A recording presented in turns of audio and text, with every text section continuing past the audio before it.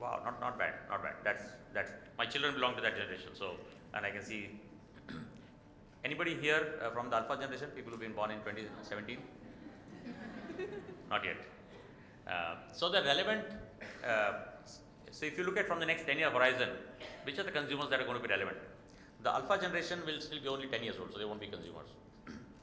The silent generation would constitute a very small proportion of that, and maybe even the baby boomers. So the three big focus areas are going to be Gen X, millennials, and Generation Z. Okay, who are going to be the big consumers. So we'll try and tell you what some of them think about their consumption habits. So this consumer market for the last several years has thrived on three key assumptions. Seduction, affluence, and scale. Getting people to buy into the lure of brands and selling them a dream. Affluence, as in people who have money, that drives consumption, and scale. Large companies, large corporations, large brands, they drive business. We found that the market of the future actually is going to thrive on completely different principles. It's going to thrive on trust, it's going to thrive on influence, and it's going to thrive on personalization. What that means is that a company that is valuable will actually not matter that much, but a company who has strong values will matter more. The rich necessarily won't matter that much when it comes to influence, but your family, friends, people who are close by will actually matter more, and I'll explain some of this as we go along. And when it comes to personalization, people don't want to fit into segments created by marketers. They want marketers to create products individually for themselves. So high levels of customization. So let's talk about trust. So this you see, we ask the respondents, what do they define success as? And if you see amongst, whether you want to have a balanced work and social life, whether you want personal health and wellness, whether you have the ability to make a difference or a rewarding career, and so on. Things like having a rewarding career and making a difference are important in India. Okay, people want to make a difference. So you will see increasing number of people. They are less worried about. There are some of them most wanting to make a career, but there are a whole host of them who are not as much worried about will I make more money and will I have a great career, but what is the difference that I'm going to make to the society. Interestingly, in India, this chart is India, the top chart. Balanced work and social life, it's going up for the Gen X, but for the millennials, perhaps they don't care as much. And if you look at the values in other parts of the world, they are at the bottom of the chart. In the US, a family, personal health and wellness, balanced work and social lives are important. In the UK, balanced work and social life, personal health and wellness, ability to make a difference. You can see personal health and wellness being a very common theme across most of the developed markets. Work-life balance is an important theme again across all of them. Family is an important theme across all of them. And to make a difference in the world, the younger consumers actually change their own personal behavior. They want to bring about a change in the world. And what are they willing to do? For the Generation Z, for example, they are willing to change their own behavior. They are willing to give up things. They are willing to adopt new things. They are willing to practice new things. They are willing to volunteer in the local communities. They will certainly vote. They are much more active about that. They are very conscious about issues, and they will capture photographs of them and they will share them widely. In fact, they will even participate in a protest. And as they are willing to change their own behavior, they expect corporations to also change their own behavior, and therefore the accountability of corporations and their ability to get humbled by small incidents is actually very high. Those of you who saw the United Airlines incident saw that how one small misdemeanor actually created so much issue that the company lost a significant part of their market cap in one day.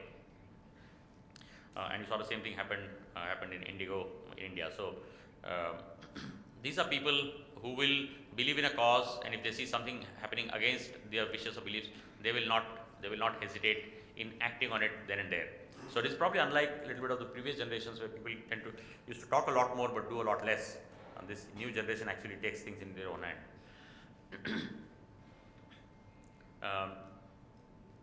Interestingly, they also look for brands that do good and are trustworthy. The other side of the study actually showed that the amount of trust that consumers have globally in large brands and corporations is actually going down. At one point in time, people used to believe that large companies and large brands and so on are everything that they're doing is good.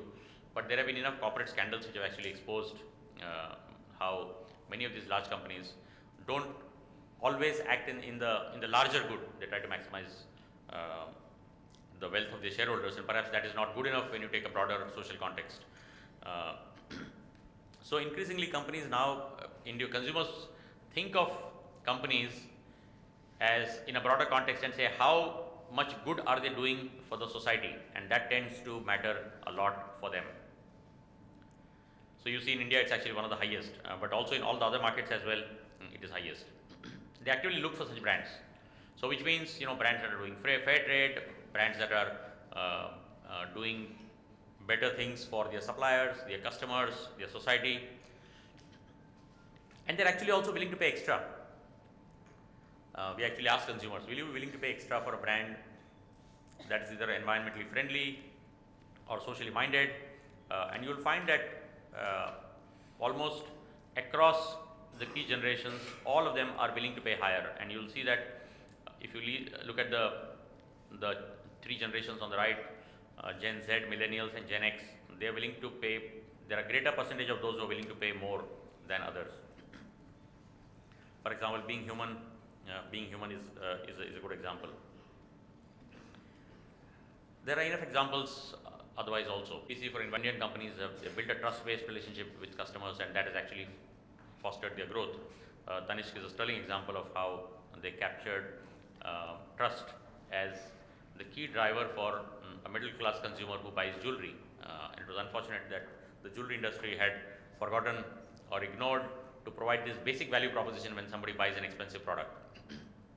Similarly, ITC works with the farmer communities through their e-Chopal and so on. They have backward integrated into spices, into food grains, and they've actually created e-Chopals where farmers can come and sell stuff, and that they build backward linkages with all of them.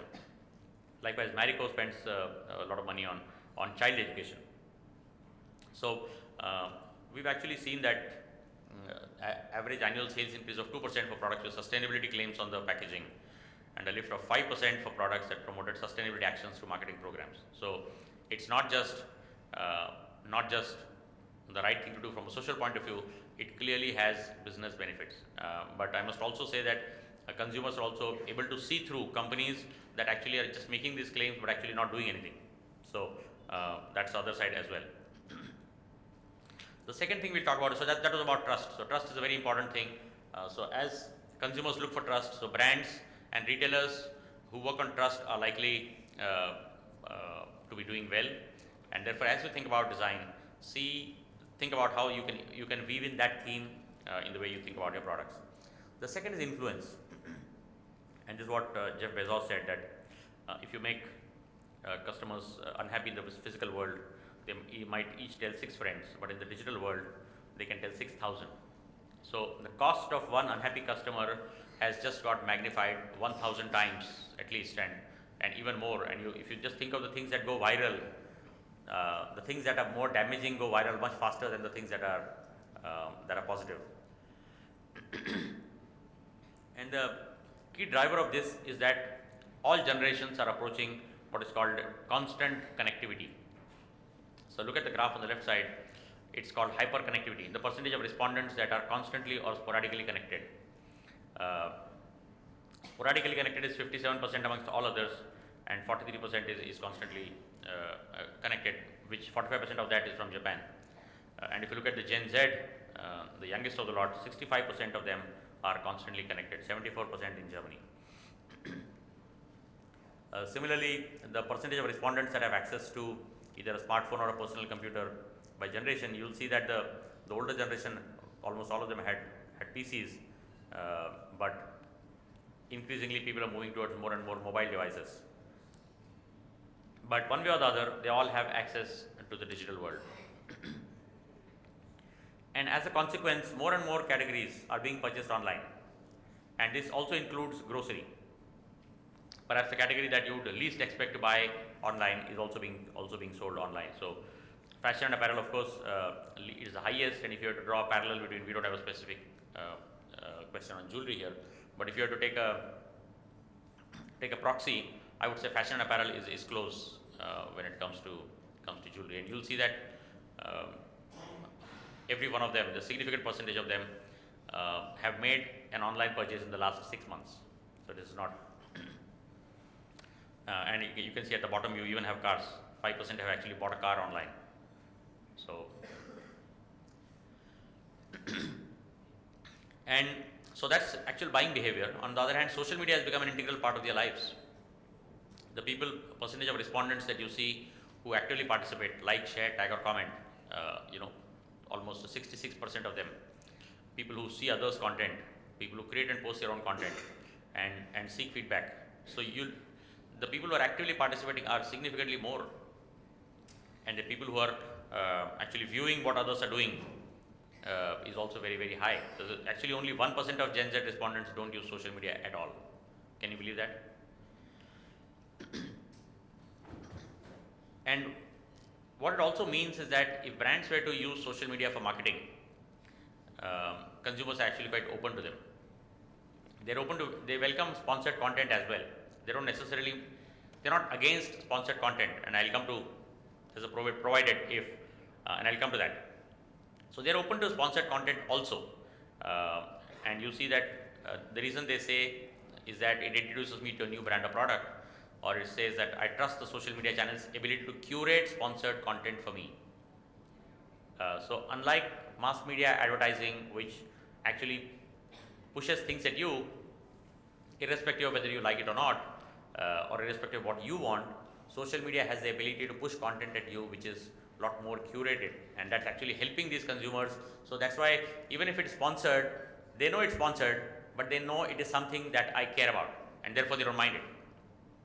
And you see the number of Indian consumers, 56% of them actually are open to receiving sponsored content. This number would have been way lower some time ago. Not surprisingly, Facebook and YouTube are popular across all age groups.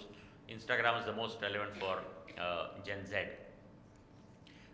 Most popular in India, Facebook, Instagram,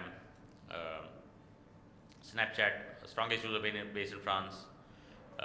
LinkedIn again very popular in India. Google Plus again very popular in India. And you can see across, this data is actually available. You can see across age groups the popularity. The younger you are, the more you like Instagram. Facebook actually is considered an old people's social media now. When it comes to influence, people are used to using celebrity advertising and so on. That's been used for a long time to promote, to create trust within a brand, and to tell consumers that if, let's say, Shah Rukh Khan uses this, it must be good for you. Or if Amitabh Bachchan, promotes a brand of cement, it necessarily must be good. So yes, I mean, to that extent, you see celebrities still here, which are important. It's not completely unimportant. So almost 80% of them still feel that it has some influence on them. But you look at who has the strongest influence. These are not your celebrities. The people who have the strongest influence on purchases are the people that are closest to you, your family and friends. Okay, and actually, interestingly, bloggers have more influence than celebrities. Can you believe it? Bloggers have more influence than celebrities. Let that sink in. You spending crores of rupees to get a celebrity to endorse. A blogger is spending his own time and effort and electricity when he is blogging, okay? And they have more influence. No wonder that companies now are actually trying to tap bloggers. And of course, it does matter that how independent is a blogger. And the reason bloggers are popular is because it's their passion.